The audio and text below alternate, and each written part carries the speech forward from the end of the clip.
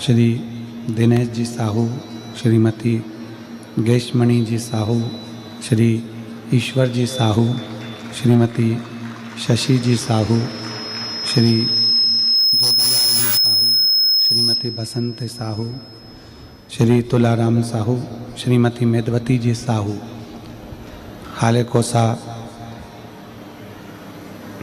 इस पवित्र धरा से कथा का लाभ दिला रहे हैं। और यजमान परिवार के लिए जोरदार ताली बजाकर स्वागत वंदन अभिनंदन। जिन्होंने इस कथा का गला पकड़ रहा है, बहुत ज़्यादा तकलीफ हो रही है गले में।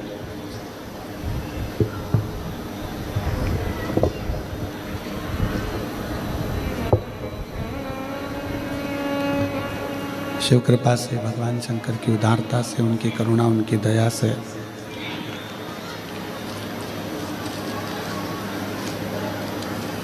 आप और हम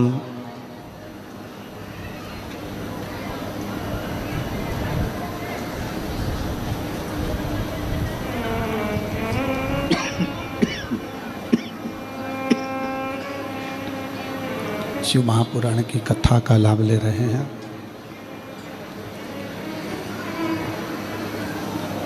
चौबीस 24,000 श्लोक का ये पवित्र पावन ग्रंथ है।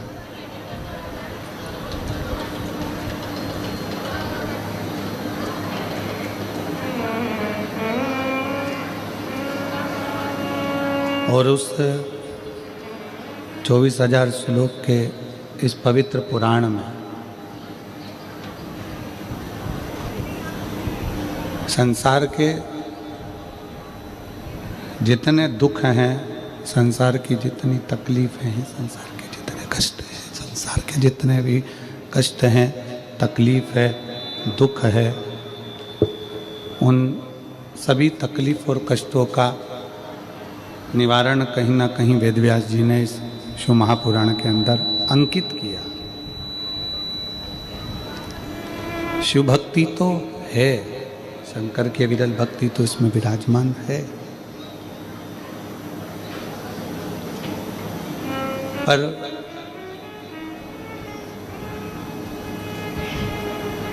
शिव भक्ति के साथ में सबसे मूल है हमारा शंकर की शरणागति।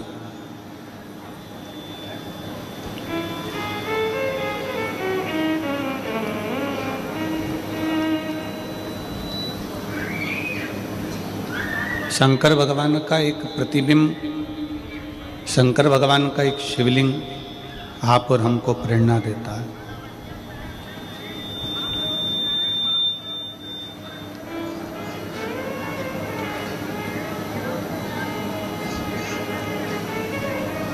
शिव जी का एक शिवलिंग आप और हमको प्रेरणा प्रदान करता है।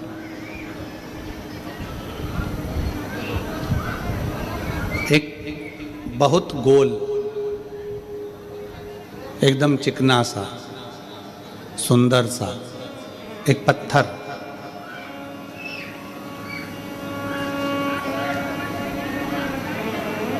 एक सुंदर सा चिकना सा गोर पत्थर बहुत सारे पत्थरों के बीच में जाकर गिर गया। खूब सारे पत्थर है वहां पर, और वहां वो एक गोल चिकना पत्थर वहां पड़ा है।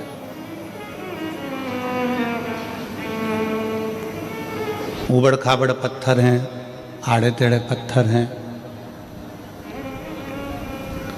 उन पत्थरों ने उस चिकने पत्थर से कहा कि हम भी पानी में रहते हैं, तुम भी पानी में रहते हो,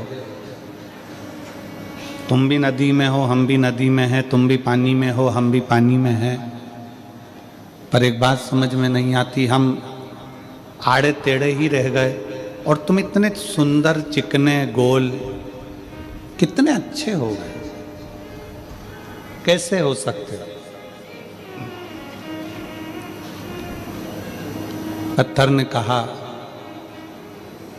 कि तुम नदी के किनारे पर एक जगह पर स्थिर होकर बैठे रहे और मैं पानी के थपेड़े में, पानी के बहाव में, पानी के साथ में बहता रहा, बहता रहा, बहता रहा, इतने थपेड़े मैंने पानी के खाए, इतना इतना घिसा गया हूँ पानी में और पर्वतों में, पत्थरों में, नदी के बहाव में, कि मैं चिकना होकर, सुंदर होकर मंदिर में शिवलिंग के रूप में विराजमान होकर पूजा रहा हूँ।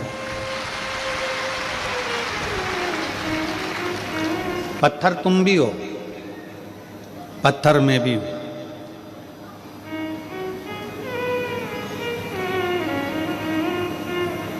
तुम नदी के किनारे पर एक स्थिर हो गए, संघर्ष नहीं किया तुमने।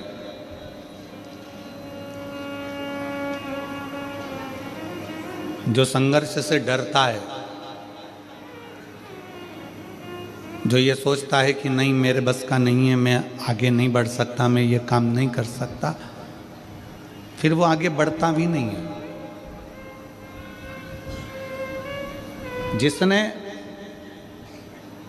संघर्ष किया है, दुनिया के थपेड़ों को झेला है, दुनिया के बातों को झेला है, दुनिया के शब्दों को झेला है, दुनिया की वाणियों को झेला गया है, गालियों को झेला गया है, अपशब्दों को झेला गया है, फिर एक दिन वो धीरे धीरे इतना आगे बढ़ जाता है कि कहीं ना कहीं उच्च पद पर बैठकर अपने आनंद के साथ जीता है और पूरे राज्य का भी रक्षा करता है।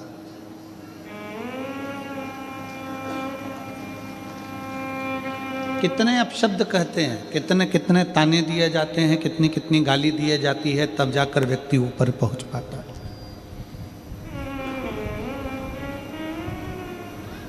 माननीय भारत सरकार के प्रधानमंत्री जी को कोई चाय वाला कह दे, कोई चौकीदार कह दे, कोई कुछ कह दे, कोई कुछ कह दे, कोई कुछ कह दे, इतने इतने शब्द।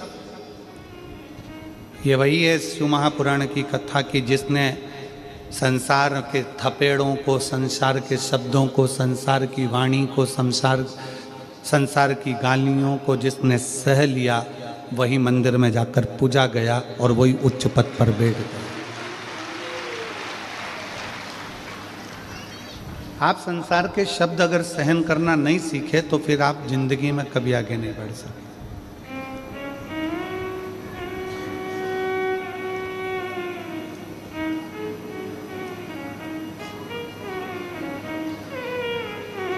कितना ही आप प्रयास कर लो। अब आप अपनी भक्ति के इस हृदय चित्त से विचार करिएगा कि कल कथा में चल रहा था कि ग्रंथ, संत और भगवान। ग्रंथ को पकड़ो, संत को पकड़ो और भगवंत को पकड़ो। शिव महापुराण की कथा कहती है, मान लो आप ग्रंथ को भी नहीं पकड़ पाए, हो सकता है कि अपन पढ़े लिखे ना हो सकता है हमने पढ़ाई ना करी हो, हम शिक्षित ना हो। पर शिव महापुराण की एक बात बड़ी सुंदर कहती है, आप भले शिक्षित ना हो, पर शिव तत्व कहता है कि अपनी आने वाली पीढ़ी को, अपने बेटों को, अपनी बेटियों को, भले आप शिक्षित नहीं हो, पर आने वाली पीढ़ी में अपने बेटों को, अपनी बेटियों को, अपने पोते को, अपनी पोती को शिक्षा जरूर दिलाओ और उच्च शिक्षा दिलाओ, जिससे ये बच्चे आने वाले समय में कुछ अच्छा कर सकें।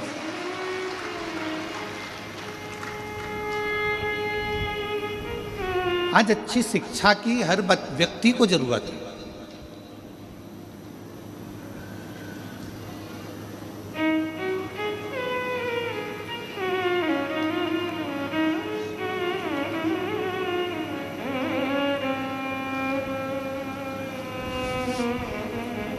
एक दो बार रायपुर की कथा में जब हम पहले आए थे, देवांगन परिवार कथा कराया था, तब उस समय पर एक पत्रकार ने प्रश्न किया था कि गुरुजी, जब गवर्नमेंट शिक्षा इतनी दे रही है, गवर्नमेंट शिक्षा के प्रति इतनी जागरूक हुई है, तो फिर आपकी विठलेश्वर सेवा समिति क्यों इन बच्चों को पढ़ाने के लिए अग्रता रखती है, क्यों इनकी फीस जमा करती है, क्यों इनको पढ़ाती है?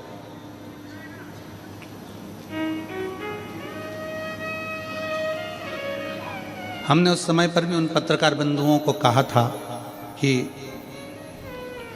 ये शिक्षा, ये पढ़ाई उस बच्चे को अपने लिए भी है कि अगर वो बच्चा पढ़ना चाहता है, एजुकेशन करना चाहता है और आगे बढ़ना चाहता है, जब बहुत ऊंचे पद पर वो बच्चा बैठ जाएगा, वो बेटा बेटी बैठ जाएंगे, तो एक बार कुबेरेश्वर धाम को याद करेंगे कि हमारी शिक्षा का किसी ने उद्देश्य रखा था और हमको आगे बढ़ाया।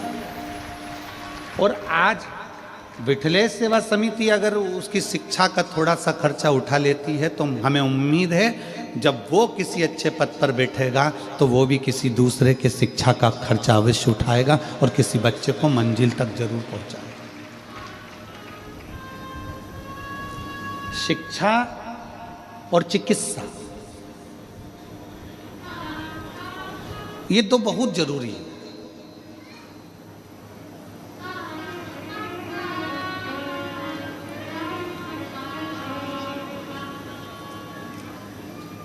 और हमारा तो निवेदन है पूरे भारत सरकार से, माननीय राष्ट्रपति महोदय जी से, माननीय प्रधानमंत्री महोदय जी से, माननीय मुख्यमंत्री महोदय जी से, माननीय क्षेत्रीय सांसद महोदय जी से, माननीय विधायक महोदय जी से, अध्यक्ष महोदय जी से, जितने ऊंचे ऊंचे पद पर जो बैठे हैं उन सब से निवेदन है कि अपने क्षेत्र में रोड बने ना बने, अपने क्षेत्र में नाली बने ना बने, पर अपने क्षेत्र में अच्छे स्कूल और अच्छे हॉस्पिटल बनना जरूरी है। शिक्षा और चिकित्सा, ये दो ऐसे बल हैं जो बच्चों की जिंदगी को प्रबल बना देते हैं।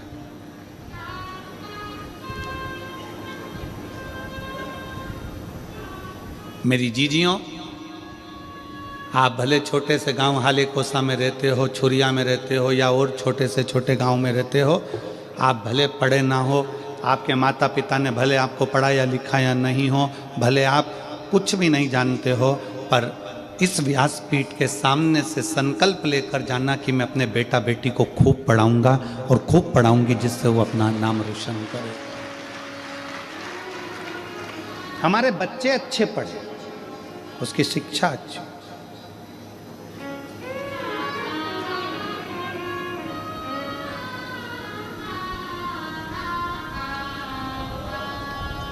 और बड़ी खुशी होती है छत्तीसगढ़ को देखकर।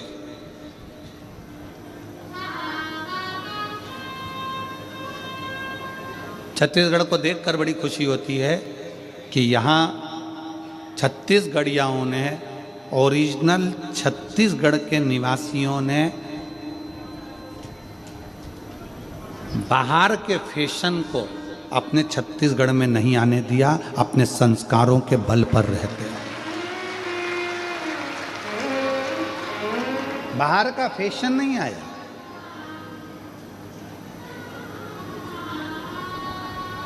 बाहर का भोजन और बाहर का फैशन ये व्यक्ति के क्षेत्र को बर्बाद कर देता है, प्रदेश को, देश को बर्बाद कर देता है।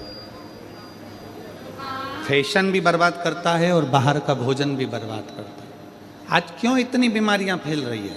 लीवर खराब हो गया, किडनी खराब हो गई, थायराइड हो गया, शुगर हो गई, कहीं बीपी हो गया, कहीं आँखों से दिखना कम हो गया, कहीं कानों से सुनना कम हो गया, कहीं ब्रेन हेमरेज हो रहा है, कहीं ब्रेन ट्यूमर हो रहा है, कहीं गांठें हो रही हैं। उसका कारण क्या है?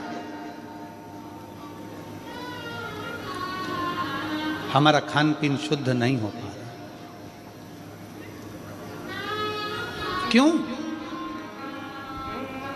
ना जाने कौन कौन सा भोजन बाहर का आ गया, ऐसा ऐसा भोजन, कहीं मैदे का, कहीं काहे का, ऐसा ऐसा भोजन आ गया कि लोग उसे, वो फिर वही बात आ गई, दबा दबा कर खाओगे तो दवा खाने जाओगे। इतना दबा कर खा लिया कि आखिरी में दवा खाना चलेगा। गलत भोजन का त्याग हो।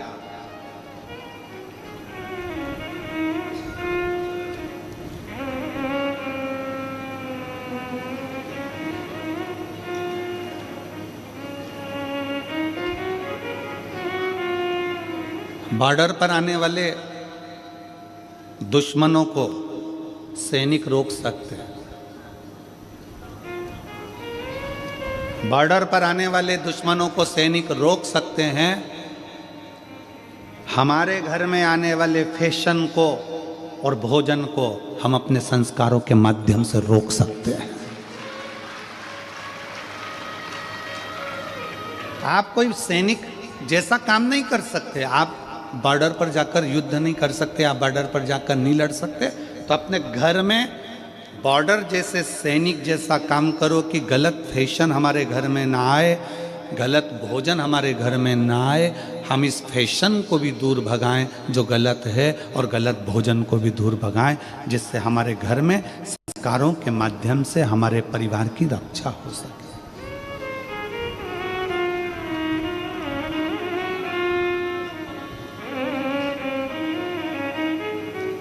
पहले हिंदी और बिंदी भारत की निशानी थी।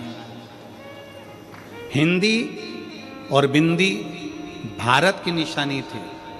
आज भारत में रहने वाले भी जब अंग्रेजी में बात करते हैं तो लोगों को ये दिखाना चाहते हैं कि हम हिंदी नहीं बोलते, हम अंग्रेजी बोलते हैं, हम ज़्यादा अप टू डेट हैं। और शिव पुराण कहती है कि माथे की बिंदी और मुख की हिंदी ये दिखा देती है कि आपके घर के संस्कार कितने हैं,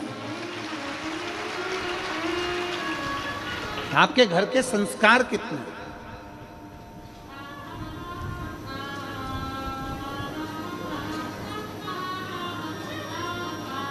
आप रोक सकते हो फैशन को आपके घर के संस्कारों से। सैनिक जैसे आप नहीं बन सकते कि आप बॉर्डर पर जाकर लड़ लो, बॉर्डर पर किसी को रोक दो। दुश्मनों को रोकने का काम सैनिक का है और घर में गलत फैशन और गलत भोजन को रोकने का काम आपका, आपके संस्कारों का।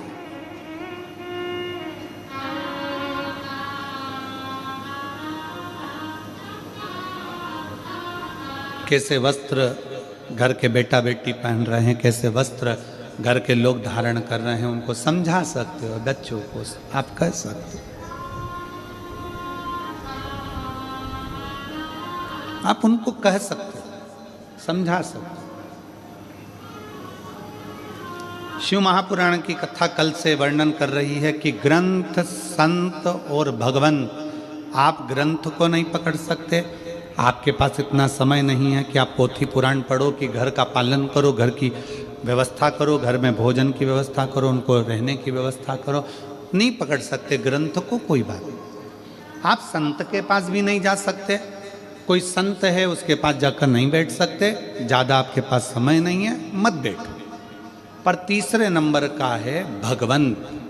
भगवंत कौन? भगवंत को ढूंढने के लिए दूसरी जगह नहीं जाना है, हमारे प्रत्येक व्यक्ति के घर में मेरा भोले बाबा एक व्यक्ति ऐसा देता है जो पूरे घर को तार देता है। प्रत्येक घर के अंदर एक व्यक्ति ऐसा देता है।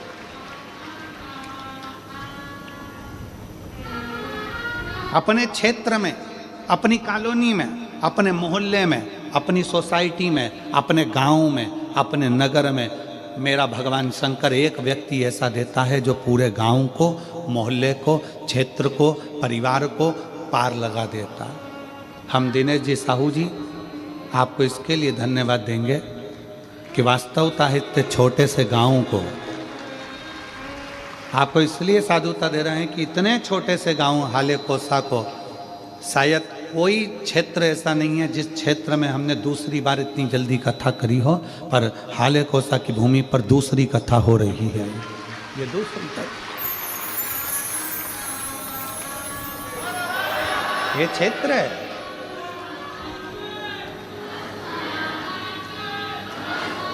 प्रत्येक घर के अंदर भगवान एक व्यक्ति ऐसा देता है। जैसे हिरण्यकशिपु के घर में एक प्रहलाद दिया है, उत्तानपाद के घर में बेटा ध्रुव दिया है, राणा जी के घर में मीराबाई दी है, कर्माबाई दी है, नामदेव जी दिए हैं, संत तुकाराम जी दिए हैं, रामकृष्ण परमहंस जी दिए हैं। उसी तरह भारत के भूमि पर जितने घर हैं, प्रत्येक घर के अंदर एक कोई बच्चा, बेटा, बहू, माँ, काका, काकी, फूफा, मामा, नाना, कोई भी एक व्यक्ति भगवान ऐसा देता है जिसके अंदर भगवान की भक्ति देता है और वो सबसे कहता है भगवान का भजन करो, एक लोटा जल चढ़ाओ, शिव की उपासना करो। उसके पास बैठोगे तो वो भगवान की ही बात करेगा। उसके पास जाकर बैठोगे तो सत्संग की ही बात करेगा। और वो पूरे घर को अकेला, जैसे प्रहलाद जी महाराज अकेले, प्रहलाद जी महाराज को भगवान नारायण ने वचन दिया था कि तेरी पीढ़ी दर पीढ़ी में रक्षा करूंगा। तो उस भले राक्षस घर में तेरा जन्म हुआ है, परंतु तेरी पीढ़ी दर पीढ़ी किसी को तेरी पीढ़ी के अंतर्गत मारूंगा नहीं, क्योंकि तूने मुझे प्राप्त किया।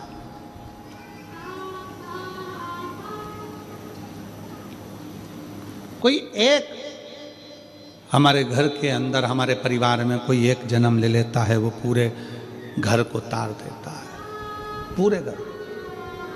और आज मुझे बड़ी खुशी के साथ कहना हो रहा है कि जितने इस शिव महापुराण की कथा को टीवी पर सुन रहे हैं, सोफे पर बैठकर, पलंग पर बैठकर, अपने अपने घर का चैनल चालू कर कर, जितने मोबाइल पर कथा को श्रवण कर रहे हैं और जितने इस हाले कोसा की भूमि पर बैठकर कथा को सुन रहे हैं, आप सब अपने घर के वही प्रहलाद हो, वही ध्रुव हो जो अपने घर को पार लगा रहे हैं। आप अपने घर के वही प्रहलाद हो, आप अपने घर के वही ध्रुव हो, आप अपने घर की वही कर्माबाई हो, अपने घर की वही मीराबाई हो जो पूरे घर को पार लगा रहे हैं।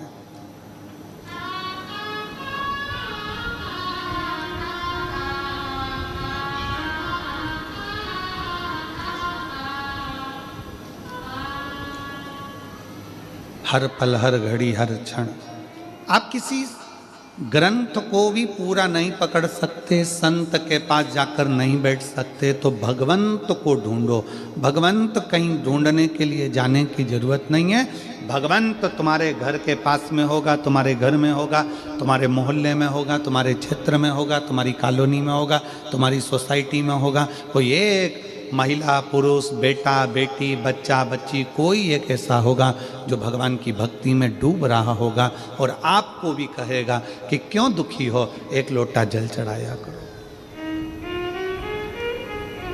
क्यों तकलीफ भोग रहे हो, भगवान शंकर की शरणागति में जाया।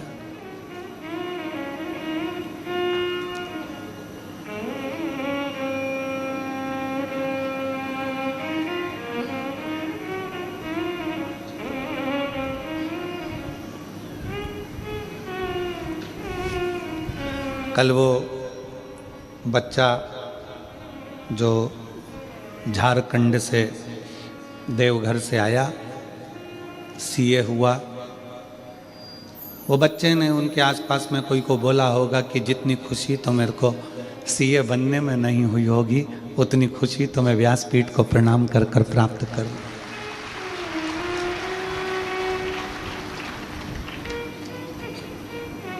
एक विश्वास आपके भीतर है ना,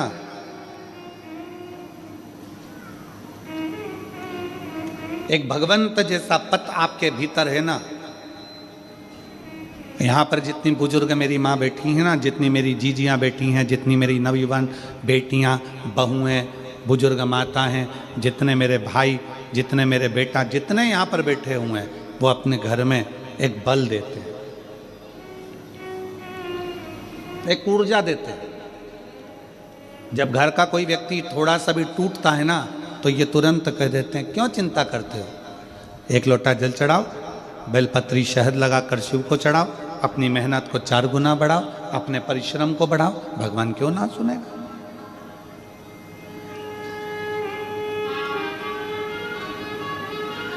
आप किसी को बल दे रहे हो ना, जो दुनिया का सबसे बड़ा दान है, विश्वास दे देना। और दुनिया का सबसे बड़ा पाप है विश्वास को तोड़ देना, भरोसे को तोड़ देना। यह दुनिया का सबसे बड़ा पाप है। और दुनिया का सबसे बड़ा पुण्य है किसी को विश्वास दे देना, किसी को भरोसा दे देना। बड़ी बीमारी हो गई, लीवर किडनी बेकार हो गया, कैंसर जैसा रोग हो गया, शरीर में गठान हो गई, तो भी आप खुश होकर उससे कह रहे हो, काय की चिंता करना। वो सीवर वाला महाराज कहता तो है, सारी समस्या का हल एक लोटा जल। क्यों रो रही हो, क्यों दुखी हो? अरे लीवर खराब हो गया, किडनी खराब हो गई, थायराइड हो गया, ब्रेन में ऐसा हो गया, ब्रेन हेमरेज हो गया, ट्यूमर हो गया, ये हो गया, वो हो गया, कैंसर हो गया। मत रो। आप से कोई मिल रहा है और वो अपना दुखड़ा कह रहा है तो उसको आपने विश्वास दिया, चिंता मत कर। शंकर जी के मंदिर जाकर मैंने सुना है, एक लोटा जल चढ़ाने से बाबा सुनता जरूर है। शिव जी पे चढ़ा हुआ जल पीना प्रारंभ कर, एक बेलपत्री अगर बीमारी है तो खाना प्रारंभ कर। उसको कह दिया, उसको विश्वास हो गया कि अब मैं बच जाऊंगी। और ये पक्का है, जब तुम्हारे भीतर इंद्रियों में ये बात आ जाए कि अब मैं बच जाऊंगी, तो दुनिया में काल के पास में भी वो नहीं है कि तुम्हारे को मौत दे दे, वो भी तुम जीत सकते हो। विश्वास, भरोसा।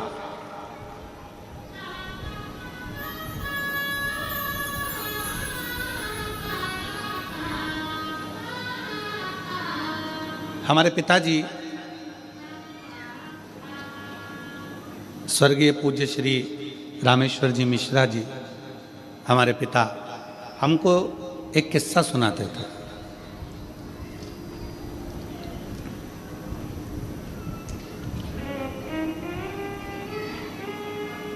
बाल्यावस्था में एक किस्सा उनका बड़ा प्रिय था, वो हमेशा कहते थे।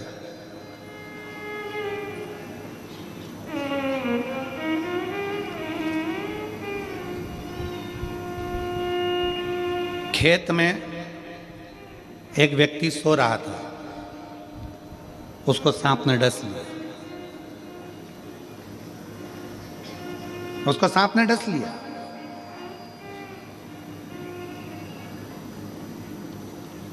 सांप डसा, उसकी नेत्र खुल गए, उसने देख लिया सांप डस के जा रहा है। चिल्लाया जम के, पत्नी उड़ गई, पास में सोई थी, उसने देखा, उसने भी देख लिया कि सांप डसा। जम के पत्नी ने कपड़ा बांधा। पति ने कहा मुझे सांप डस गया। पत्नी कहती है क्यों मूर्खों की तरह बात करते हो, पागल हो गए, सांप डस गया। अरे मैंने देखा सांप डस के अभी गया, काला सांप था, बहुत भयंकर। पत्नी कहती है वो तो मैंने काले कलर की रस्सी पटकी हुई थी तो वो घड़ी बना के रखी थी, कोई सांप में अपनी डसा। चलो सो जाओ। पति सो गया, पाँव में दर्द हुआ। पत्नी ने पति को कॉन्फिडेंस दे दिया कि तुम्हें सांप ने नहीं डसा है। पति ने भी मान लिया कि मुझे सांप ने नहीं डसा। पत्नी ने नीम का काढ़ा बनाए, पति को पिलाकर सवेरे पति काम पर लग गया, अपने कार्य में लग गया। 2 महीने हो गए, 2 महीने पति काम पर लगा रहा। 2 महीने बाद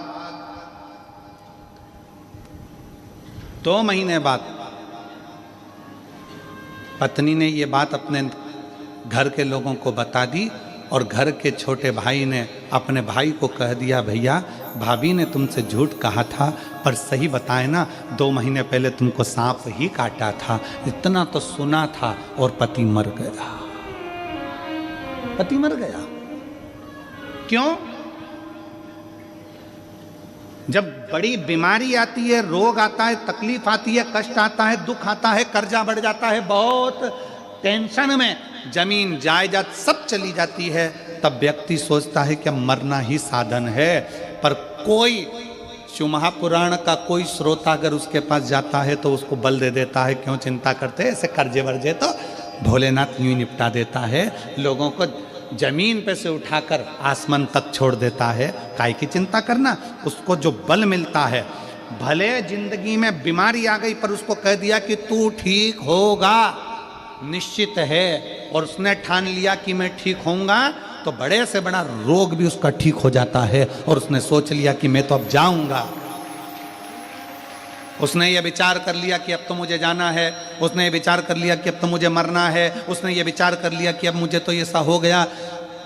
ये उसने मन से सोच लिया,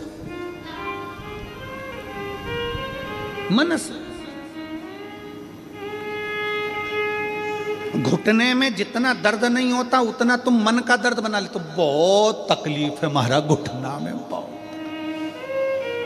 घुटने से मैं नीचे नहीं बैठ सकती, मेरे घुटने में बहुत तकलीफ है, घुटने से मैं नीचे नहीं बैठ सकती। इतनी बड़ी बीमारी बना ली घुटने की, घुटने की, घुटने की। मन में बना लिया कि मैं घुटने से नीचे नहीं बैठ सकती, मैं ऐसा नहीं कर सकती, मैं वैसा नहीं कर सकती, 2 कदम नहीं चल सकती। अब तेरे घुटने में इतनी तकलीफ है और तू कह रही मैं 2 कदम नहीं चल सकती, और किसी सपेरे से सांप ला के छोड़ दो, फिर भगेगी कि नहीं भगेगी? जम के तो बोलो रही जीजियो, भगेगी कि नहीं भगेगी? सामने सांप खड़ा है, सामने मौत खड़ी है, भागना पड़ेगा। फिर घुटने का दर्द कहां गया? अर्थात हमने अपने अंदर ये बना लिया कि मेरा घुटना खराब हो गया, मेरा घुटना खराब हो गया। अरे चकाचक गाय का घी लो, असली घी, खूब जोरदार रोटी में लगाओ, चकाचक खाओ, घुटने का ग्रीस बढ़ना प्रारंभ हो जाएगा। गाय के घी से अच्छा अच्छा दर्द चले जाता है। हमने बनाया कि मेरे पाँव में, घुटने में दर्द है, दर्द है, दर्द है, दर्द है, तो वो दर्द मर्ज बन गया, दर्द मर्ज सब बढ़ता चले गया, बढ़ता चले गया। डॉक्टर को दिखाने गई, डॉक्टर ने कह दिया घुटना बदलना पड़ेगा। अभी भी सोच रही बहुत दर्द है। अब तू ये सोचना मेरे घुटने में कोई दर्द नहीं है, फालतू की बात। कहाँ जाना है बता, कहाँ चलना है? चल, हाले कोसा चलती हूँ कथा में, 1 किलोमीटर दूर गाड़ी छोड़ूंगी, पैदल चल के चलूंगी। और दम थी, मन में प्रबलता थी, पैदल पैदल कमर झुक रही है, बूढ़ी अवस्था है, फिर भी चली आ रही है। और एक बहू छोटी सी अवस्था की बच्चों को लेकर कितनी दूर है, चला नहीं जा रहा, और बूढ़ी माँ पैदल पैदल चली आ रही है। उसके अंदर बल है, उसने सोच लिया मेरे शरीर में कोई रोग नहीं, मेरे शरीर में कोई बीमारी नहीं, ठीक होंगी, होकर रहूंगी। आई, कथा कर तत्व ग्रहण करा, घर गई, इतने में उसको लगा आज मैं बिल्कुल ठीक हूं, क्योंकि उसने मन से सोच लिया कि मैं ठीक हूं और ठीक हो जाऊंगी। हमने बनाया है।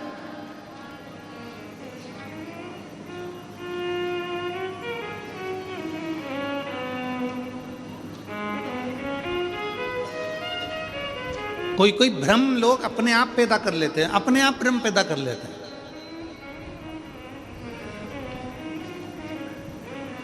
भजन होएगा, अपने आप भ्रम पैदा कर लिया। जैसे कोई भजन आया और लोग भ्रम पैदा कर लेते कि मेरे को अभी थोड़ी देर में मैं घूमने लगूंगी।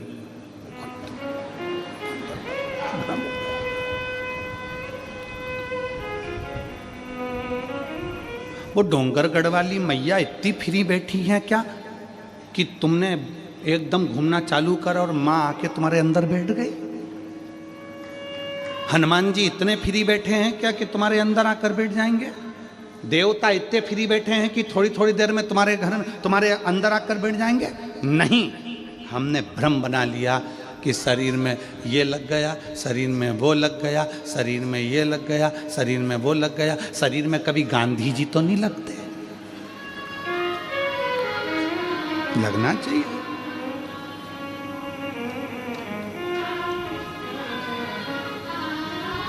एक आध बार शरीर में गांधी जी लग जाए और क्या, बुरा मत देखो, बुरा मत देखो,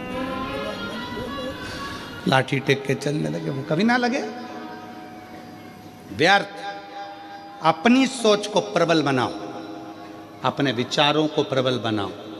हम मना नहीं करेंगे कि माता जी नहीं आती, आती शरीर में, ऐसा नहीं है, उसकी तरंग आती है, पर हर जगह नहीं।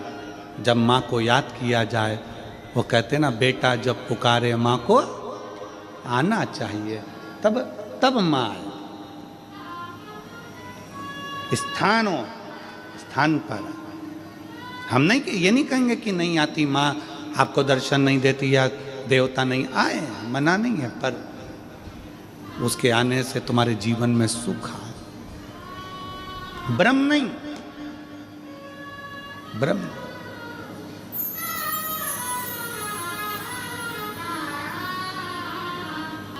भगवंत ढूंढिए, ग्रंथ नहीं लगे हाथ, संत हाथ ना लगे तो भगवंत को हाथ लगना चाहिए। भगवंत कौन है? भगवंत का लक्षण क्या है? भगवंत का सबसे बड़ा लक्षण है ना काहू से दोस्ती, ना काहू से बैर। भगवंत का सबसे बड़ा लक्षण है वो ज़्यादा किसी से दोस्ती भी नहीं, ज़्यादा किसी से बैर भी नहीं, किसी से उसकी दुश्मनी नहीं है और किसी से उसकी दोस्ती नहीं। जो मिला उसको गले लगा लिया। वो एक हमारे सनातन धर्म में एक बहुत सुंदर सी लाइन गुनगुनाते हो ना, ज्योत से ज्योत जगाते चलो और प्रेम की गंगा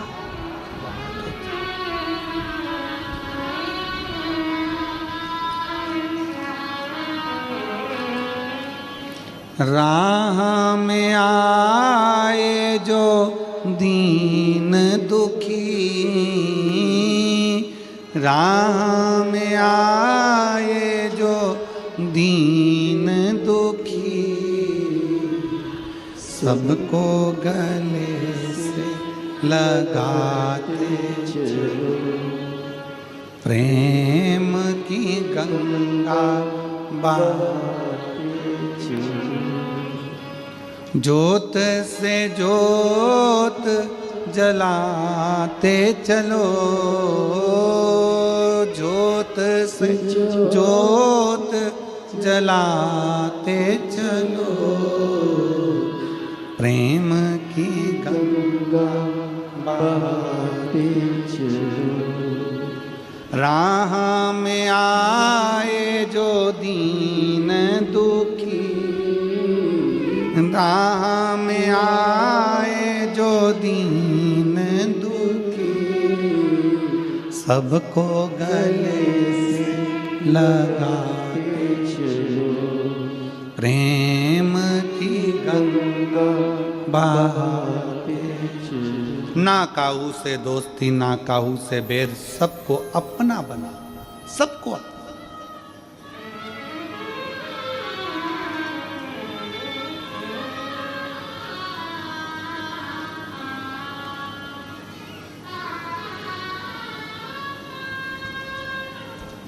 सास कहती है बहू बुरी है तो लाई काहे को, बहू कहती है सास बुरी है तो आई काहे को,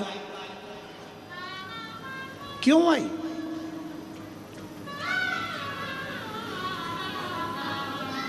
अपनी बड़ाई और पड़ोसी की लड़ाई अगर किसी को अच्छी लगती है तो समझ लेना कि वो बर्बाद होकर ही रहेगा।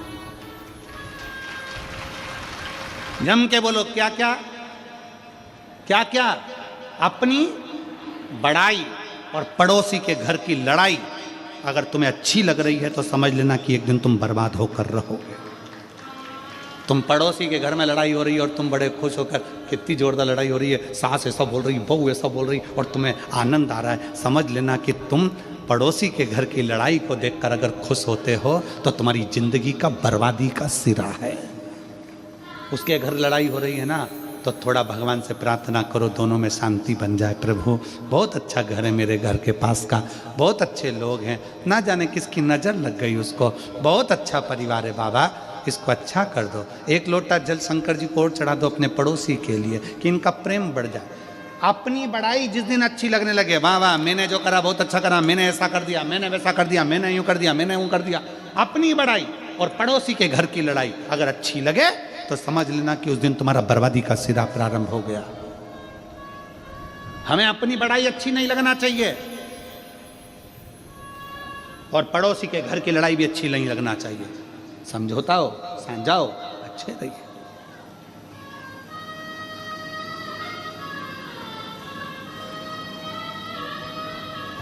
सास कह दे मेरी बहू बुरी है तो हम कहते हैं लाई काहे को, और कोई कह दे कि मेरी सास बुरी है तो तू आई काहे को। ना सास बुरी है ना बहू बुरी है, दोनों बुरी नहीं है। सास अगर बहू बुरी होती तो सास 25-50 हज़ार रुपये, 1-2 लाख रुपए खर्च करके 5-7 लाख रुपए खर्च कर कर शादी नहीं करती, अपने सोने के जेवर बहू को नहीं दे देती। और बहू अगर बुरी होती, सास अगर बुरी होती तो बहू अपने माँ बाप को छोड़कर पराए घर में नहीं आ जाती। दोनों बुरे नहीं, दोनों बुरे नहीं है, ना सास बुरी है ना बहू बुरी है। तो बुरा क्या है? सियोर वाला महाराज, बुरा है क्या?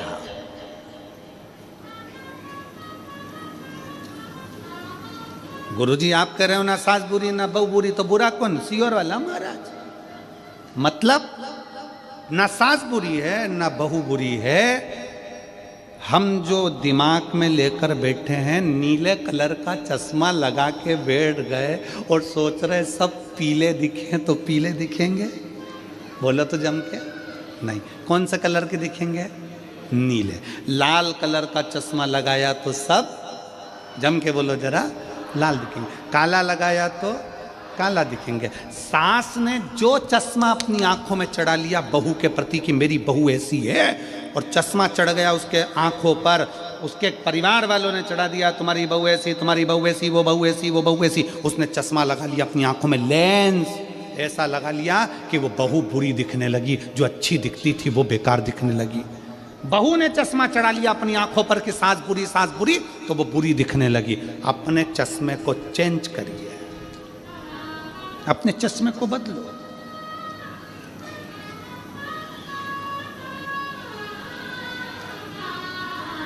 थोड़ा बदलो, चश्मा बदलोगे अच्छा दिखने लगेगा, श्रेष्ठ दिखने लगेगा।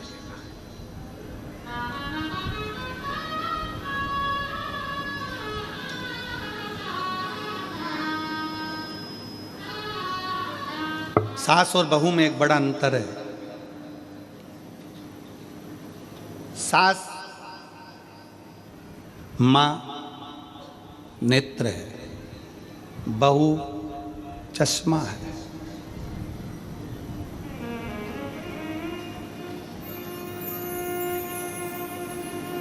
आंखों से अगर थोड़ा सा भी कमजोर दिखेगा तो चश्मे को साफ करोगे कि आंख साफ करोगे? जम के बोलो जरा।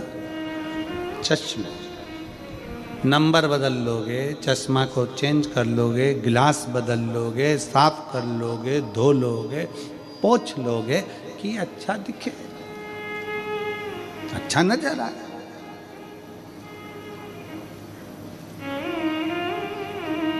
नेत्र तो नहीं बदल सकते बार बार, बोलो जम के बोलो। चश्मा बार बार बदला जा सकता है पर नेत्र नहीं बदले जा सकते। चश्मे को पोंछा जा सकता है पर नेत्र को पोंछा नहीं जा सकता। चश्मे को निकाल कर साफ कर सकते हो पर नेत्र को निकाल कर साफ नहीं कर सकते। उसी तरह शिव तत्व कहता है कि घर में जो बहू है और सास है, सास की पूरी जिंदगी इसी में निकल गई तो उसको बदलना तो मुश्किल है। बहुओं से निवेदन है थोड़ा सोच विचार, तुम चश्मे की तरह हो, थोड़ा बदलने का प्रयास करना, सब अच्छे दिखेंगे, सब अच्छे दिखेंगे, कोई बुरा नहीं है। ना सास बुरी है ना बहू, और बहू तो कभी बुरी हो ही नहीं सकती, हो ही नहीं सकती। उसका कारण क्या है? उसका नाम है बहू। जो घर में खुशियां बहुता में लेकर आए, जो तुम्हारे घर का वंश बढ़ाए, जो तुम्हारे घर में आकर सूखी दाल रोटी खाकर भी बहुत आशीर्वाद दे, उसका नाम बहू होता है महाराज, जो बहुता में सुख दे। और सास कभी जिंदगी में बुरी नहीं हो सकती। सास के बराबर दुनिया में कोई नहीं हो सकता, वो कभी बुरी नहीं हो सकती। बस एक आस सास को लगी रहती है कि मैं जितनी फुर्तीली हूँ, मैं जितनी फुर्ती से काम करती हूँ, मेरी बहू उतनी फुर्ती से काम करे। लड़ाई इस चीज़ की होती है। सास को लगता है कि मैं जल्दी सवेरे उठती हूँ तो बहू जल्दी उठे। सास को लगता है मैं इतने लोगों का खाना बना लेती हूँ तो बहू भी बनाए। अब सास को कौन बताए कि तू 75 की है, वो 32 की है। जब वो धीरे धीरे धीरे धीरे तेरी उम्र में आएगी तो ऊपर चली जाएगी, और जब तेरी उम्र में वो आएगी तब तेरी जैसी फुर्ती उसमें भी आएगी। ऐसा नहीं है, उम्र की एक गरिमा रहती है। 14 साल के लड़के से कहो कि तो इतना मेहनती काम कर ले, नहीं कर सकता। 24 साल के लड़के से बोलोगे करेगा, 34 साल के कहोगे फिर करेगा, 54 साल के बोलोगे तो करेगा। तुम आस बहुत लगाए हो, वो आस थोड़ी सी कम करो।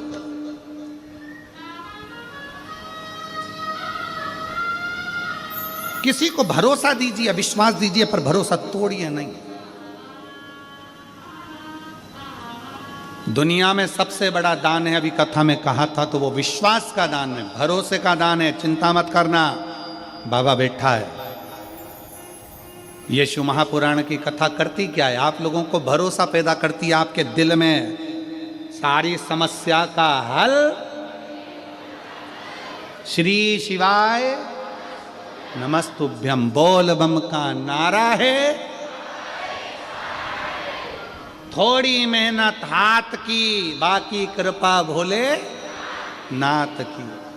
कोई लेट बनता है, कोई जल्दी बनता है, शिव को जल चढ़ाने वाला एक दिन सेठ जरूर बनेगा। ये विश्वास तुम्हारे अंदर जागृत हो गया, भरोसा तुम्हारे भीतर जागृत हो गया, ये मेरा बुरा नहीं हो सकता। मैंने शंकर की कथा सुनी है, मैंने शिव महापुराण की कथा पंडाल में बैठकर सुनी है। मेरा बाबा मेरे घर में संतान देगा, सुख देगा, वैभव देगा, मेरा भरोसा। एक पत्र है,